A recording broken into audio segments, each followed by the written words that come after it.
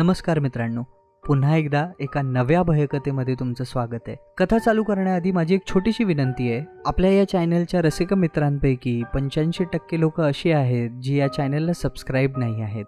जर तुम्हाला या चॅनलच्या कथा आवडत असतील तर कृपया या चॅनलला सबस्क्राईब करा आणि आपल्या मित्रांसोबत अधिकाधिक शेअर करा. तुमच्या एका सबस्क्राईबने या चॅनलला खरंच खूप मदत होणार आहे आणि तुमच्या सबस्क्राईबसाठी धन्यवाद. आता आपण कथेला सुरुवात करूया. सुरुवातीस माझे स्नेही मला विचारत असत, अरे हा कसला विषय निवडलास रे? देवाने एवढी तीक्ष्ण बुद्धिमत्ता दिली आहे, ती अशी का कुजवणार आहेस? मी अर्थात त्यांना काहीच उत्तर देऊ शकलो नाही किंवा माझ्या निवडीचं समर्थनही करू शकलो नाही. समर्थन या शब्दातच बचावाचा थोडासा अंश येतो, नाही का? उतारावरून पाणी वाहतं कारण तो पाण्याचा गुणधर्मच आहे. तेव्हा मला या विषयाची आवड निर्माण झाली कारण तो माझा स्वभावधर्मच आहे. यापेक्षा जास्त काय सांगणार? शरीराचे गुणधर्म जसे वंशपरंपरेने चालत येतात तसेच मनाचेही येत असावेत. आमच्या घराण्यात या जरा आडबाजूच्या वादग्रस्त विषयांचा अभ्यास गेल्या 2-3 पिढ्या तरी चालू आहे. माझ्या आठवणीत माझ्या आजोबांना त्या विषयाची खूप आवड होती. वडिलांना तितकी नसली तरी विषयाचं महत्त्व समजत होतं.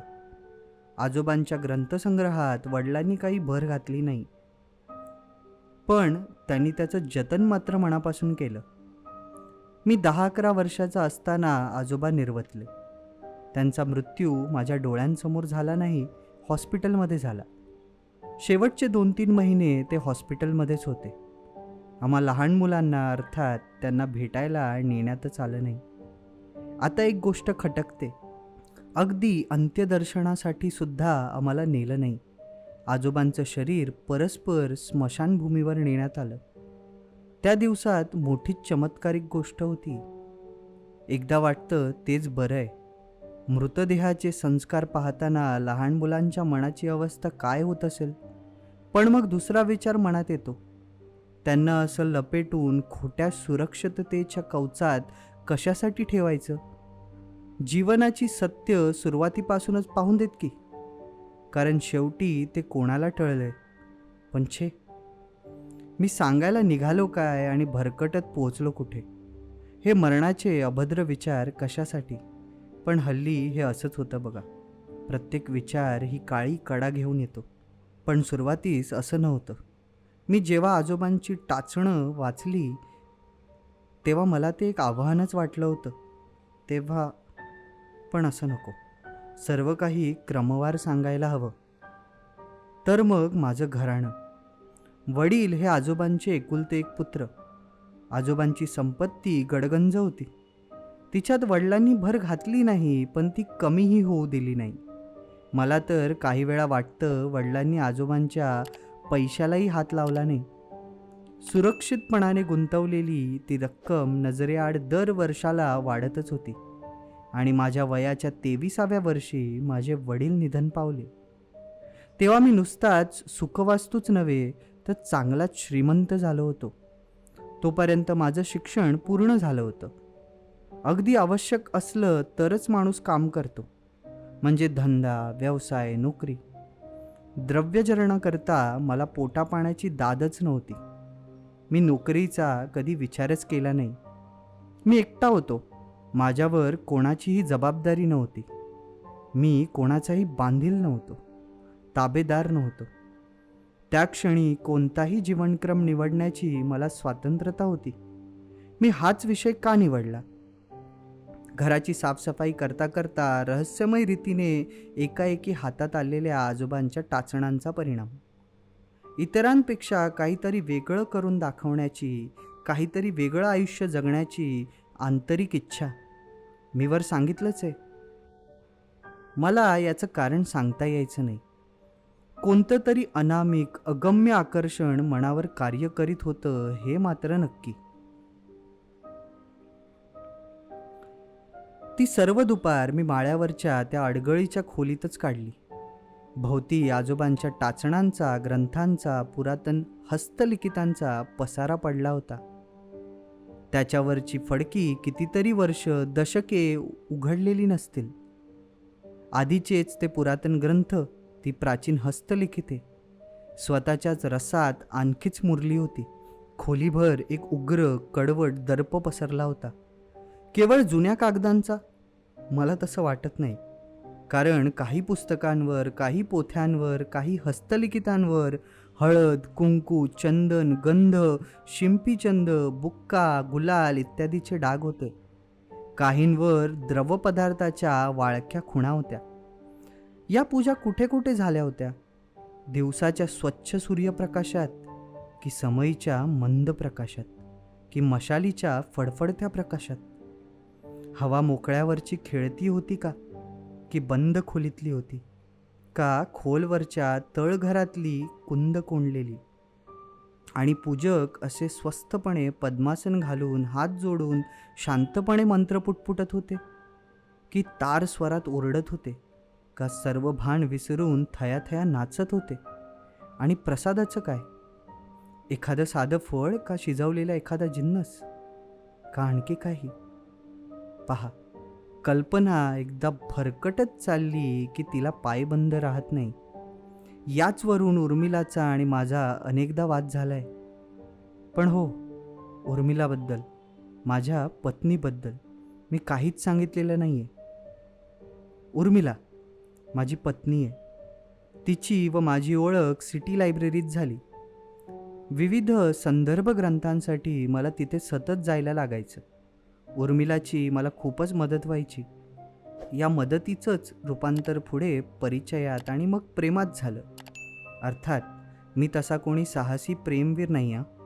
उर्मिलाच धीटपणे मनमोकळेपणाने वागली नसती तर मला तिच्याशी बोलायचा सुद्धा धीर झाला नसता.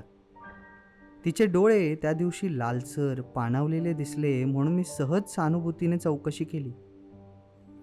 हा पूर आला गंगा यमुनांना. तिच्या घरची परिस्थिती इतकी ओढग्रस्तीची आहे, तिला घरी इतका छळवाद सहन करावा लागतो. वरवर पाहणाऱ्याला या गोष्टींची कल्पना तरी कशी येणार? आणि खरोखर मोठी धीराचीच म्हणायला हवी. इतके दिवस मला अगदी थांग पत्ताही लागू दिला नव्हता. अर्थात मग तेव्हापासून आमचं बोलणं चालणं सुरू झालं. मी ज्या विषयांचं वाचन करीत होतो त्यात तिलाही थोडी गोडी उत्पन्न झाली होती आणि तिनेच एकदा माझी मदतनीस म्हणून काम करायची इच्छा बोलता बोलता व्यक्त केली. ती अधूनमधून वाड्यावर यायला लागली. तिची प्रत्यक्ष मदत किती झाली हा भाग वेगळा आहे, पण तिच्या सहवासाने मला मात्र कामात उत्साह वाटायला लागला. ही गोष्ट माझ्या अनुभवाची आहे. मग सहजच वाटायला लागलं की ही उर्मिला सततच आपल्या सहवासात राहिली तर. अर्थात तिच्या बोलण्या वागण्यावरून माझा सहवास तिला आवडत असावा अशी माझी कल्पना झाली नसती तर मी तिला लग्नाची मागणी घातलीच नसती. आमचा विवाह झाला. दुसऱ्याचं सुख न पाहवणारे अनेक मत्सरी लोक असतात. अफवांच्या वावड्या उडवून धुळवाड माजवण्याचं कार्य त्यांना चांगलंच जमतं. दुसऱ्याच्या सुखात विष कालवण्याचं काम हे लोक हौशेने करतील. माझ्या कानांवर त्यांची मतलबी बोलणी येत नसत असं काही नाही, पण मी त्यांना कधीच फारशी किंमत दिली नाही. उर्मिलाच्या विवाहपूर्व आयुष्यासंबंधी ते ना अपगोष्टी बोलत. माझ्यावर ओळख करून घेऊन माझ्या विषयात रस दाखवण्यात, माझी सहानुभूती मिळवण्यात, माझ्याशी विवाह करण्यात तिचा डाव होता असं ते म्हणत. समजा मी लक्षाधीश असलो, केवळ पैशासाठी कोणी इतकं नीच कृत्य करेल? माझा त्यावर विश्वास बसत नाही. कदाचित माझ्यावर उर्मिलाचं खरं प्रेम नाही अशी वावडी उठवण्यात, मलाच हिणवण्याचा त्यांचा हेतू असेल. उर्मिलाच्या रूपाबद्दल तर शंकाच नाही. माझ्या रूपाबद्दल म्हणाल तर, पण आधी असं सांगा, लोक पुरुषाचं रूप पाहतात की कर्तृत्व? स्त्रिया सुंदर पुरुषापेक्षा यशस्वी पुरुष अधिक पसंत करतात, नाही का? रूप काय माणसाच्या हातात असतं का? शरीराचा साचा हा फार पूर्वी, तुमच्याच नव्हे तर तुमच्या आईवडिलांच्याही जन्माच्या आधी ठरलेला असतो. तो तर कोणीच बदलू शकत नाही.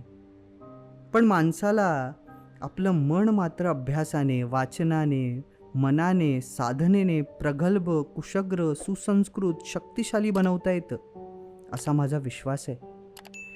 काही वेळा वाटतं की या कुरूप दुर्बल शरीराच्या न्यूनगंडातूनच माझं हे या गूढ पंथाबद्दलचं आकर्षण जन्माला आलेलं नाही ना. शरीराची उणीव धारदार अधिकारी मनाने भरून काढण्याचा तर माझा प्रयत्न नाही ना, कारण माझा व्यासंग त्याच विषयातला होता. अनुभवाने सिद्ध झालेले शास्त्र डावलून दुर्बोध, जटिल, कठीण, अल्पज्ञात अशा मार्गांची साधना या ग्रंथातून वर्णिली होती. सर्वांचं एकच निश्चित ध्येय होतं असं काही म्हणता यायचं नाही. मी तर असं म्हणेन की रोजच्या अनुभवातल्या परिचित जगाच्या सीमेवरची ही द्वारं होती. त्या मार्गांच्या अभ्यासकांना, त्या दैवतांच्या पूजकांना, त्या खास साधकांना या द्वारातून नव्या प्रदेशात, नव्या मितीत, नव्या अनुभव विश्वात प्रवेश होत होता. सपाट मैदान सोडलं की खोल कोसळत गेलेली दरी लागेल किंवा वर वर चढत गेलेला पर्वतही लागेल. एक धुक्यात दुसरं ढगात लपेटलेलं असतं, दिसत नाही. जो तो आपापल्या कलाप्रमाणे आपला मार्ग निवडत असतो. सर्वात समान काही असेल तर ते हे की पुढचे अनुभव सर्वस्वी, अनपेक्षित, रोमांचकारी, थरारक, कधीकधी भीतीदायक व क्वचित घातकही असतात. प्रयोगांची पायरी गाठायला मला बरेच दिवस लागले. विषयाचा आवाकच मोठा होता. आजोबांच्या टाचण्यांनी अभ्यासाची दिशा समजली होती, पण ते तर सर्वात सोपं प्राथमिक काम होतं. शाळकरी मुलगा हिमालय भारताच्या नेतृत्वेस आहे एवढ्यावर थांबतो. गिर्यारोहक मात्र जेव्हा हिमालयावर स्वारीसाठी निघतो तेव्हा हिमालयाचं खरं जगडव्याळ रूप समोर उलगडतं. त्या खोल दऱ्या, ते उत्तुंग पर्वत, ते विशाल हिमनग, त्या कोसळत्या कपारी. प्रगती फुटाफुटाने जीव मुठीत धरून करावी लागते. माझ्या विषयाला ही उपमा एकापेक्षा अनेक अर्थांनी शोभून दिसेल. माझ्या अभ्यासाची वाट ज्या प्रदेशात जाते तो प्रदेशही असाच निर्जन, ओसाड, थंड आहे. मानवाला तिथे सहज प्रवेश नाही. क्षणभराचं दुर्लक्षही घातकी ठरण्याची भीती आहे. आखीव मार्गांवरचं पाऊल रेसभरही बाजूला पडलं तर मानव कोसळत कोणत्या तरी भयानक गर्तेत जाईल. त्याच्या भवितव्याचा विचारच न केलेला बरा. त्या विषयाला हलका फुलका भाग नाही, त्यात मनोरंजनाची शक्यता नाही. सर्वसाधारणपणे त्याची गणना वृक्ष विषयातच होईल आणि सततच्या अभ्यासाचा परिणाम माझ्या स्वभावावर झाल्याखेरीज कसा राहिला असता. इतरांनी म्हणायला नको, मीच म्हणतो. माझा मुळातला काहीसा गंभीर स्वभाव दिवस उलटत चालले तसा अधिकाधिक वृक्ष बनत चालला होता. उर्मिलाला जर या वृक्ष विषयाचा कंटाळा यायला लागला तर मी तिला दोष कसा देऊ. विशेषतः त्यातल्या काही गूढ निर्देशांचा, संदर्भांचा, संकेतांचा अर्थ तिला माहीत नसला तर. आणि अर्थात मी तिला तो सांगणं शयच नव्हतं. तिच्यासारख्यांसाठी ते नाहीच. आधी माझा विचार घरातला दुसरा मजला माझ्या ग्रंथसंग्रह, अभ्यासिका आणि प्रयोगशाळा यांच्यासाठी वापरण्याचा होता. पण बाहेरच्या गॅलरीतली नोकर माणसांची वर्दळ, रस्त्यावरच्या खिडक्यातून आतपर्यंत पोहोचणारा रहदारीचा गजबजाट यांनी तिथं मन एकाग्र होणं कठीण जाईल हा उर्मिलाचा विचार मला पटला. आणि शेवटी मी माझ्या कामासाठी मागच्या बाजूचा 3ऱ्या मजल्यावरचा माळाच शेवटी कायम ठेवला. एकांत हा एक फायदा होता, पण कमी प्रकाश हा तोटा होता. 2च खिडक्या होत्या, त्याही दक्षिणेला होत्या. फारसा प्रकाश देतच नसत. अगदी दिवसासुद्धा सतत विजेचा दिवा लावावा लागे. आणि हा कृत्रिम प्रकाश सर्व कानकोपऱ्यात कसा पोहोचणार. कोपऱ्यात अंधार साकळलेला असे, सावल्या जमलेल्या असत. आणि अर्थात उर्मिला सतत माझ्याबरोबर राहू शकत नसे. खालची वाड्यातली सर्व व्यवस्था तिलाच पाहायची होती. गडी माणसांवर देखरेख ठेवायची होती. तरीही ती क्षय थोडा वेळ काढून वर यायची. निदान सुरुवातीस तरी यायची. काही प्रयोगांना ती हजर नाही याचंच मला बरं वाटायचं. काही वेळा ग्रंथातून दिलेल्या शब्दावली कानांना निरर्थक आणि जिभेला मात्र कठीण जात. असं वाटायचं की ही संबोधनं आहेत, नावं आहेत. मानवपूर्व काळातील काही महान शक्तिमान दैवतांची नावं आहेत. अर्थात ग्रंथातून तसा उल्लेख कुठेच नव्हता. स्पष्टीकरणे एकूण फार थोडी होती. काही ठिकाणी काही खास हावभाव, आविर्भाव, हालचाली वर्णन केलेल्या होत्या. उर्मिलासमोर तसे वेडेवाकडे हातवारे करायला मी खासच शरमलो असतो. मला स्वतःला ते निरर्थक वाटत. निदान बहुतेक वेळा वाटलं. एकदा मात्र मी तोंडाने असेच काहीतरी लिष्ट उच्चार करीत 2 हात 2 वेगवेगळ्या दिशांना 2 कोनातून हलवत होतो. मध्येच एकदा क्षणभर अशी भावना झाली की आपला हात एवढ्यातच कोणत्या तरी खरखरीत केसाळ वस्तूला स्पर्श करून गेलाय. मी हबकलो. हात खाली घेतले, डोळे उघडले, तोंडातले शब्द थांबवले. अर्थात ती तंद्री भंगली. आसपास काहीच नव्हतं. माळ्याच्या छपरातून लोंबणाऱ्या काथ्याला हात लागला असावा असं मी समाधान करून घेतलं. पण काथ्या मी उभा होतो तिथून सहज 10 फुटांवर होता. इतरांना कोणालाही, उर्मिलाला सुद्धा मी जरी फसवू शकत होतो तरी मी मला स्वतःला कसा फसवू शकणार. अभ्यासाने, प्रयोगांनी जशी एक खास दिशा घेतली तेव्हाच माझं उद्दिष्ट स्पष्ट झालं. मी स्वतःपाशीही याचा उच्चार केला नाही. त्याचा विचारही मनात खोलवर दडपून टाकत होतो. आता त्याचा उच्चार करायला काय हरकत आहे. मी माझ्या मनाला एक घाट देऊन पाहत होतो. मी मनाचं एक प्रभावी, शक्तिमान, आक्रमक, धारदार शस्त्र बनवू पाहत होतो. शरीराची वैगुण्य 10 पटीने भरून काढण्यासाठी रूपानं देखण्या बाहुलीसारख्या पण आतून कचकड्यासारख्या हलक्या आणि पोकळ तगलादू मनाचा सर्वसामान्य लोकांवर सत्ता गाजवण्यासाठी. किरणांनी जडजड वस्तूही संपूर्ण पारदर्शक होतात. असेही काही किरण आहेत का की ज्यांना मनातले हे तरल, अव्यक्त, खोलवरचे विचारही सुस्पष्ट दिसतात. मी जे प्रयोग करत होतो ते रोजच्या शास्त्रावर आधारलेले नव्हते.